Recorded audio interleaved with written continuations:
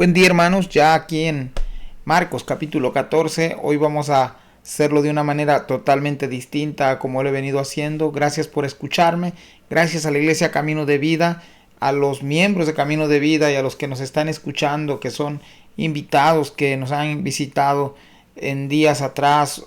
Les hacemos la invitación, los días miércoles nos juntamos en hogares, les llamamos Centro de Acción, donde nos reunimos para dialogar, para examinar el capítulo que toca, y mañana lo haremos en la casa del pastor Luis Ortega y su familia, la hermana Lisa y sus pequeños hijos. Y gracias a cada hermano por abrir su hogar cada miércoles. Al final del mes, el último miércoles, la suman en la casa pastoral.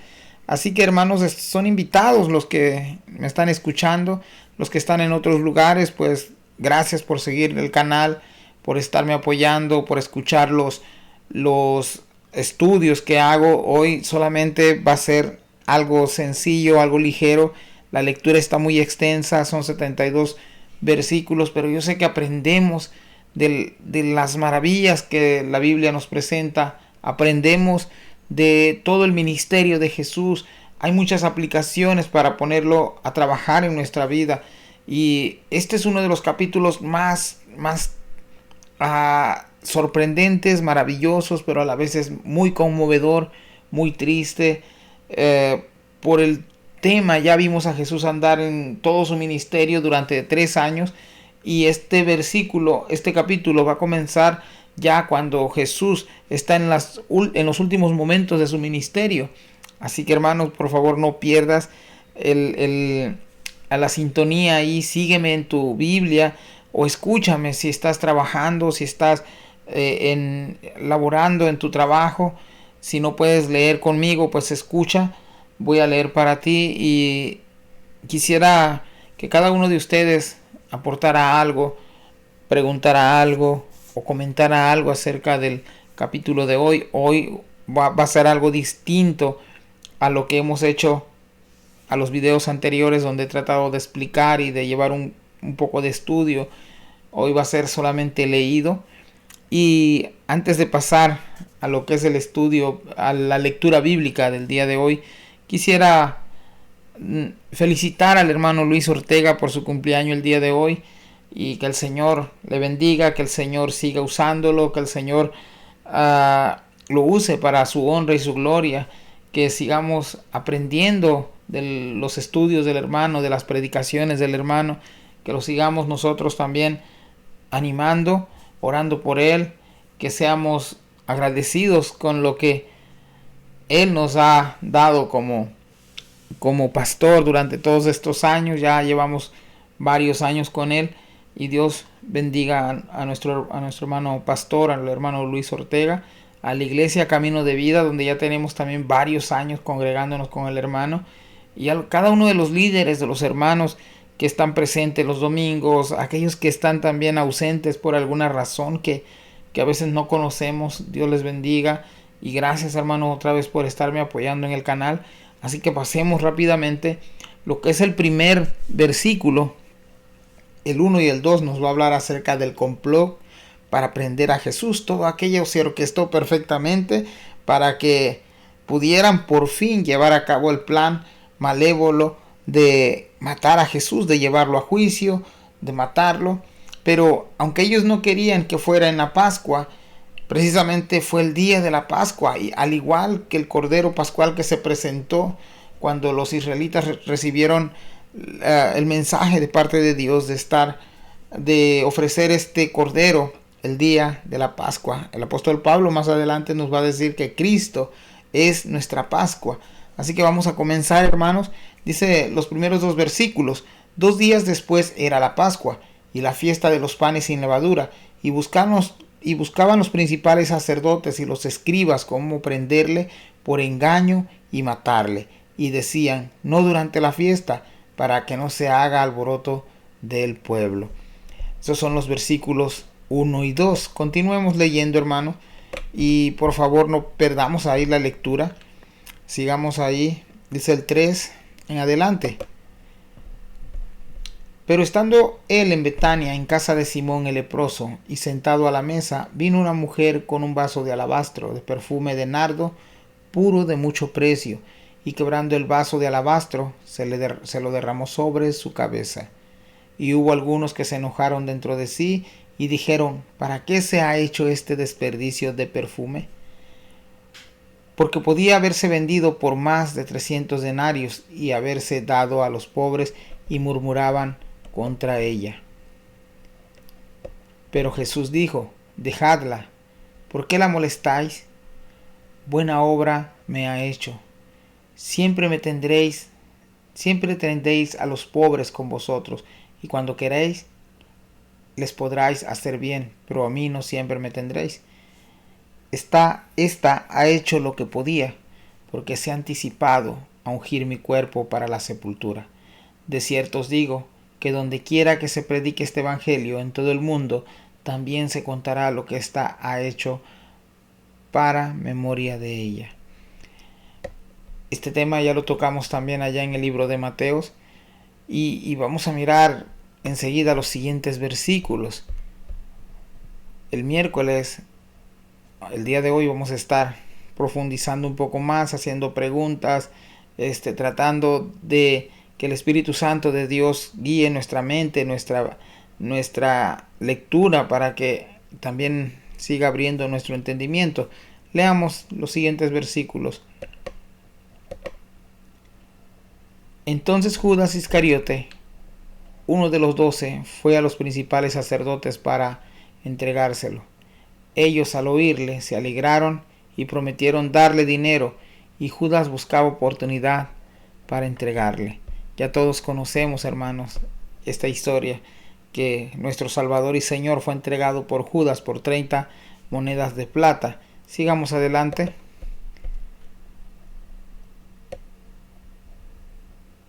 El primer día de la fiesta de los panes sin levadura, cuando sacrificaban el cordero de la Pascua, sus discípulos le dijeron, ¿dónde quieres que vayamos a preparar para que comas la Pascua? Y envió 2 de sus discípulos y les dijo, id a la ciudad y os saldrá al encuentro un hombre que lleva un cántaro de agua, seguidle. Y donde entrare, decid al señor de la casa, el maestro dice, ¿dónde está el aposento donde he de comer la Pascua con mis discípulos? Y él os mostrará un gran aposento alto, ya dispuesto, preparad para vosotros allí. Fueron sus discípulos y entraron en la ciudad, y hallaron como les había dicho, y prepararon la Pascua. Y cuando llegó la noche, vino él con los 12. Y cuando se sentaron a la mesa, mientras comían, dijo Jesús, de cierto os digo que uno de vosotros que come conmigo me va a entregar. Entonces ellos comenzaron a entristecerse y a decirle uno por uno, seré yo, y el otro, seré yo. Él respondiendo les dijo, es uno de los 12, el que moja conmigo en el plato. A la verdad, el Hijo del Hombre va, según está escrito de él, mas ay de aquel hombre por quien el Hijo del Hombre es entregado. Bueno le fuera a este hombre no haber nacido. Y mientras comían, Jesús tomó pan y bendijo, y lo partió y les dijo diciendo, tomad, esto es mi cuerpo. Y tomando la copa, y habiendo dado gracias, les dio, y bebieron de ella todos. Y les dijo, esto es mi sangre del nuevo pacto, que por muchos es derramada. De cierto os digo que no beberé más del fruto de la vid, hasta aquel día en que lo beba nuevo en el reino de Dios. Este es uno de los momentos más significativos para la fe cristiana. Esto de la institución de la Santa Cena o la Cena del Señor es algo que marca un inicio de un nuevo pacto. El cuerpo y la sangre de Jesús, representados aquí por vino y pan, dejando obsoleto, por así decirlo, el antiguo pacto, donde antes se presentaban los animales, hoy se presenta el Cordero perfecto, el Hijo de Dios, sustituyendo a todos aquellos animales que eran sacrificados, apuntando hacia el Mesías, apuntando hacia Jesucristo. Este es uno de las doctrinas más cardinales del cristianismo. Las dos grandes ordenanzas para la iglesia ha sido el bautismo y la institución de la cena del Señor. Sigamos adelante, hermanos.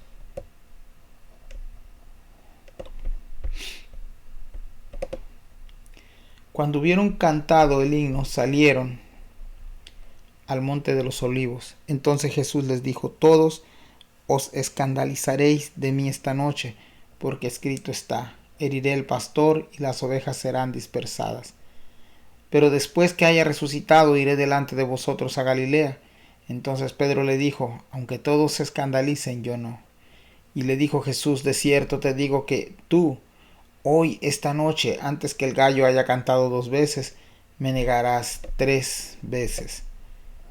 Mas él, con mayor insistencia, decía: si me fuere necesario morir contigo, no te negaré. También todos decían lo mismo.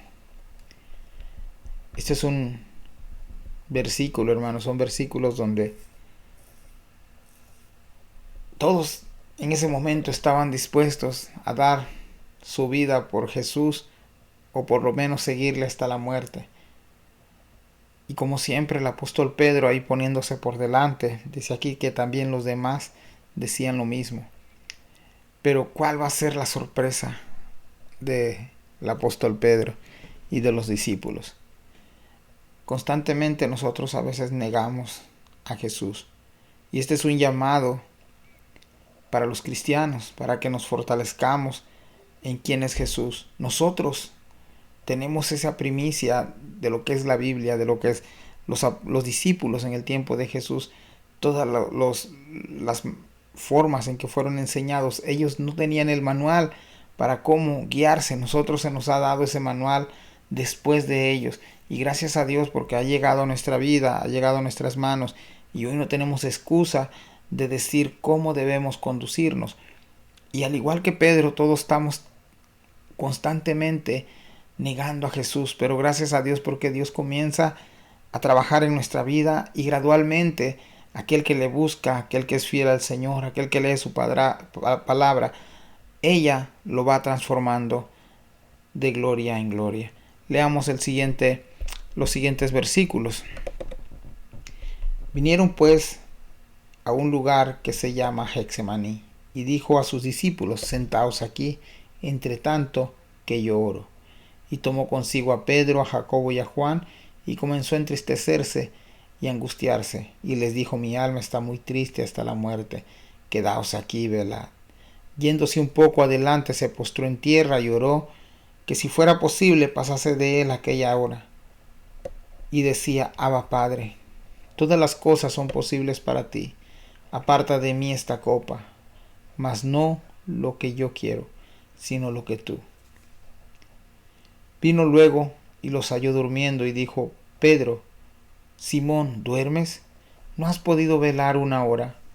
Velad y orad, para que no entréis en tentación. El espíritu a la verdad está dispuesto, pero la carne es débil. Otra vez fue y oró, diciendo las mismas palabras.